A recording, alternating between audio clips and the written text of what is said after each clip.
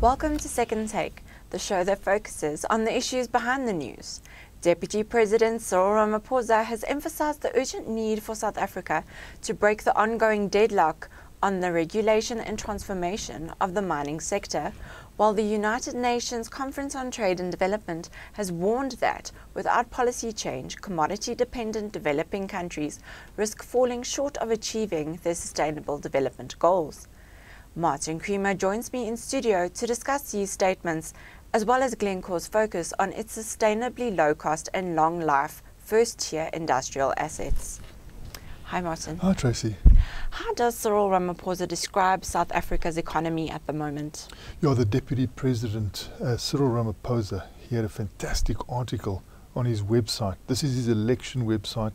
We know that at the weekend there's a major election coming up within the ANC ranks, and he's the leading contender to become the president of the ANC. And he's put up this fantastic article on economic viewpoints, and it is on that site, CR17, Cyril Ramaphosa 2017, Siavuma, which he says we have to engage in economic recovery. I mean, it is absolutely essential that we get the economy moving in a positive direction with some momentum.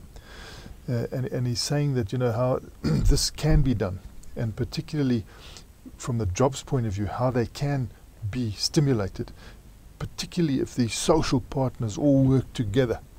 And I think if anybody can get everybody working together, it will be Deputy President Cyril Ramaphosa. He's been in so many different situations in South African life, you know, from being a union leader, well, a lawyer, a union leader, and then going into business and now going into politics. He's been in all the phases. So hopefully, you know, with his view there, no matter what happens, we will focus our minds and get moving. He wants action in mining. You know, this whole deadlock that we've had is holding our country back when we've got some world-class resources. People still see us as prospective. Citibank says we've got $2.3 trillion worth of metals and minerals in the ground, excluding coal. So De Beers has got 54 applications in to do diamond studies, and they're not allowed to do it. So this deadlock has to be broken, he's saying. And we need to get, one of the aspects is get mining going. But of course he talks about a lot of other areas. We're also sitting there with tourism. I mean, why can't we get tourism going again? People not coming to this country. China saying to people, don't come to the country because it's too complicated. You know, you've got all sorts of certifications that you have to have, and it's go elsewhere. So the red tape, they're saying, leave out South Africa, which is hurting us. And what does his suggested economic recovery program entail specifically? Yeah, I think that it's the whole area of trying to get investment going. I mean, if you can get a situation where you've got investment coming in, we've got to realize that foreign direct investment is wonderful stuff. Also, investment internally, we're not stimulating that because of the uncertainty, the corruption, everything going around. It's not happening. So one of the big things to do is to stimulate that investment, and then to do it in a way that it's inclusive, you know, that you start at last in this world getting everybody in, because that's going to be the best for any economy. If you float all the boats, it's the best marketing arrangement you can have for anyone.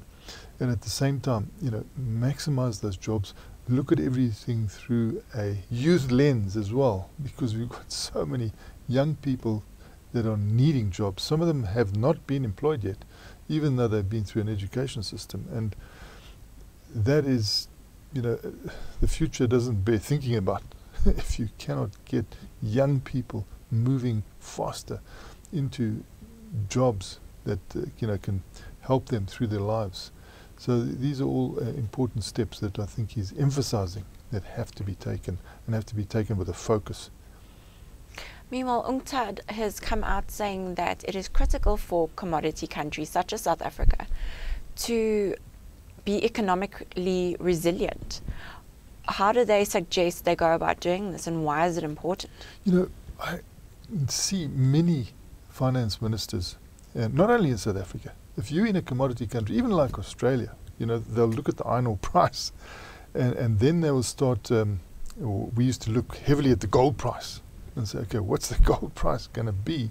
And then they start thumb-sucking on what the budget is going to be for the country. And sometimes there are huge errors. So when you're in a commodity country, you tend to rely quite a bit on commodities, even though South Africa has moved quite far. When you compare it with other countries in Africa, we're still very heavily dependent, beyond 60%, etc. We're not at that level, but still, we rely on these commodities for a very important stimulator in the past of foreign direct investment. We're not getting it. And then of exporting. If you don't get that export revenue in, you're in serious trouble. So he's saying, look for resilience in these economies. Diversify, create arrangements that make sure that you don't have shocks through the volatility of these commodity prices.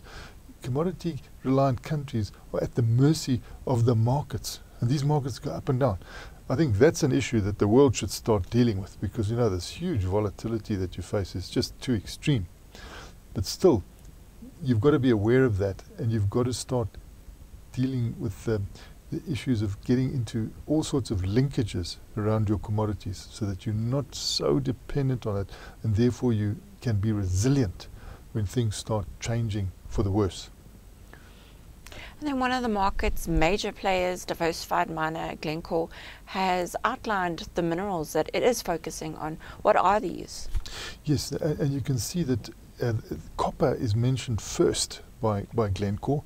It sees itself as being in pole position for the new electric vehicle and new ways of battery storage of renewable energy.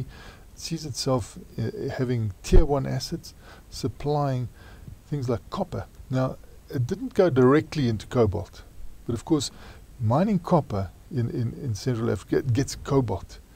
That cobalt, you can see the price really has been leaping, because suddenly people who are going to have electric cars are starting to place their orders. Volkswagen in advance and other car companies saying, hey, give us some cobalt, can we do an arrangement? So that price has gone up.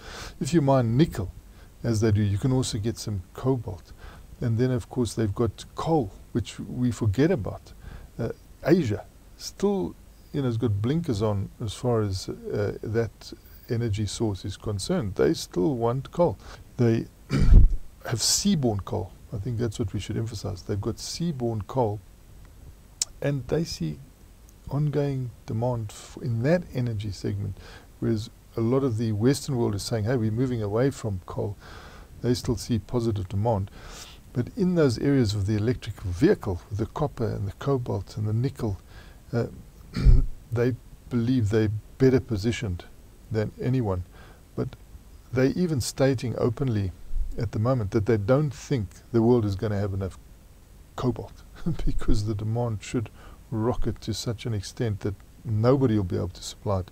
You've also got constraints. There's political constraints in DRC and countries like that where you get that cobalt.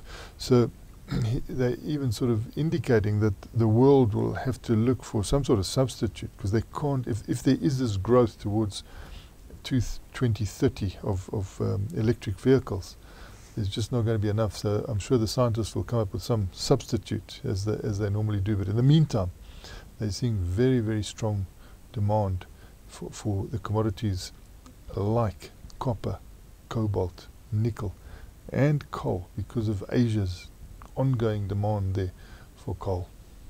And what is the company's strategy going forward? They're very opportunistic. I think they're actually leaping ahead of all the majors at the moment. They're leaping ahead of the BHP Billitons and the Rio Tintos and Anglos and all those old big majors. You suddenly find this vehicle coming around here called Glencoe, which is really moving fast, and they always at the ready to engage opportunistically, but they describe themselves as also being constantly able to tweak their plants. They've got idle capacity. They can lift that, they can bring it down, and they had an expression here where they were always able and willing. Always able and willing. And you can see that it's the deal making. People are watching the deal making. It's so quick, it's so fast. And now this new idea of partnerships that they got, which lessens their capital outlay and brings in people who also benefit. It's like more like inclusive than it was before. It was also fascinating the way they're moving so fast. So they want to be always able and willing to grow the business by reactivating idled capacity at the drop of a hat when appropriate, and pursuing capital efficient brownfields options. You see, they never talk greenfield. They won't go into a greenfield option. It's always a brownfield, and seeking bolt on. So they're not putting themselves at excessive risk and seeking bolt on acquisitions in existing commodities and geographies. And brother, they're all over the place. They're going upstream, downstream, every stream possible, and they've got the strong track record of investment. 30% of the shares are held by the owners, and you're seeing a very quick approach to everything. Looking around, if there is an opportunity, they study it quickly and they come to a quick conclusion, and you see the consummation of the deals. It's a fascinating business. Ivan Glazenberg at the helm, he's doing an incredible job. He's from South Africa, of course. He's from these parts. Went to school around here, went to Wits University, and has built this business into something to behold. It's a real modern business now that I think the other big majors are going to take a look at and say, do we have to have a marketing arm, a trading arm, because this seems so important to give the stability to this business.